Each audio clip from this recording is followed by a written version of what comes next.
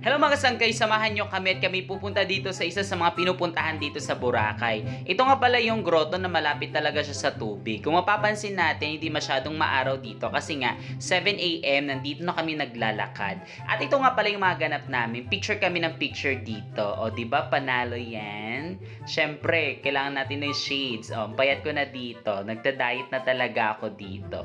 At syempre may nadaanan kami nagpaparagliding. Panalong panalo talaga to. Kailan bawal kami sa ganyan? Kasi nga napakamahal niyan. Di namin kaya ng budget. O diba? Kaya nod-nod na lang kami at daan-daan.